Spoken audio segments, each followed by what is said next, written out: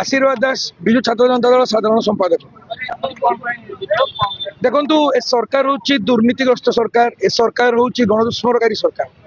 आमर दिन दुईपर माँ माने भौणी माने कहीं भी सुरक्षित ना, तेणु आम सरकार को विरोध करी आज एक आंदोलन आज विजु छात्र जनता दल ओल्लैची और सारा ओडिशा रे चली अच्छी। एवं आम तीव्रतर करने जाऊँ जेहेतु दिन दुईपर गोपालपुर आपने जानते गोटे भौणी को आम गणदुष्कर्म शिकार होता देखुवे आप बारिपदा सहर में गुलिकांड ठू आरंभ करके हाणाकटा सबकि चली अच्छी, तेणु सरकार विरोध आंदोलन चली अच्छी। यापर आम आहरी आंदोलन को तीव्रतर करने प्रचेषा चली अच्छी। आज बहुत संख्यार छात्र जनता दल युव जनता दल समस्ते आसी एकजुट होते आपे आपे निज स्व इच्छा बहुत छात्र छात्री मैंने बहुत कॉलेज आसी आम सागर आंदोलन में सामिल होते। देवाशीष महांती पूर्वतन सभापति विजु जनता दल। गोपालपुर रे जो छात्री दुष्कर्म होती तत्सहित आज ओडिशा जो भाव में आईन श्रृंखला परिस्थितिर अधोगति घटुची, जो माँ टे सुरक्षित नहीं, जो भौणी टे सुरक्षित नहीं, जो साधारण जनता टे सुरक्षित नहीं, ताहारी प्रतिवाद रे आज विजु जनता दल मयूरभंज जिला तरफ युव छात्र जनता दल नेतृमंडली माने आज बारिपदा कॉलेज सम्मुख में विक्षोभ प्रदर्शन कले और सरकार को चेताई देले जे सरकार तुम्हें सजाग हुआ, तुम्हें माँ को सम्मान दियो। जो कथा नवीन पट्टनायक सरकार रे माँ को सबुठ बेस सम्मान दिया, आज माँ असुरक्षित, तर माँ को किभली भाव में सुरक्षा दिज्व, छात्रीटे किभली भाव में तार न्याय्य दाबी रे लड़ाई कर तारी आज मयूरभंज जिला विजु युव छात्र जनता दल तरफ ये आंदोलन ये लड़ाई और आगामी दिन में माननीय पूर्वतन मुख्यमंत्री नवीन पट्टनायक नेतृत्व में ये लड़ाई आहरी जोरदार हम आहरी शाणित।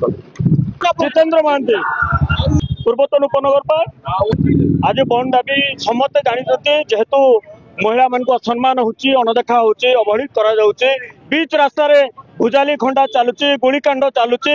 गोपालपुर केस तो समस्ते जानते गोटे महिला को गैंग रेप होची, ता विरुद्ध रे आईन संपूर्ण विपर्यस्त हो जाती। आप जानते जो भारतीय जनता पार्टी सरकार आरंभ करे से बलभद्र ठाकुर रथर खसी पड़ती, जो स्नान पूर्णिमा चलुचे से जे सेवायत को बीच रास्ता पर हत्या होती, जो भारत वर्ष प्रधानमंत्री आसते युवक को निर्मम भाव हत्या होती।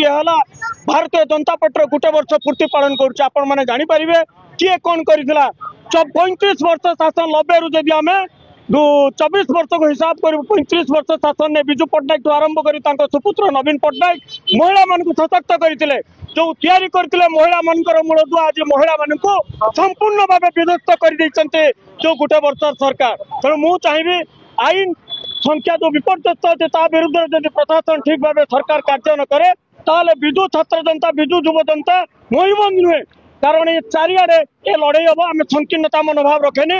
आम लड़े जाति धर्म वर्ण निर्विशेष आम नेता कहते जो महिला मान को आक्रमण हम अवहेला हम समस्त लड़ाई सामिल हे। जय जगन्नाथ, जय मां अंबिका। आज भी कहूँ सारा ओडिशा समस्ते कहते लॉ एंड ऑर्डर पूरा विपर्यस्त, केवल जिले में नुहे सारा ओडिशा रे लॉ एंड ऑर्डर विपर्यस्त, प्रत्येकटी कथार सरकार फेल। तेणु तार प्रतिवाद आज कॉलेज कैंपस सारा ओडिशा कॉलेज कैंपस आम पाने ये कार्यक्रम करुँच विरोध करुँच सरकार को सचेतन करुँच सरकार आगे आसत साधारण लोक जस्टिस दिखाँ।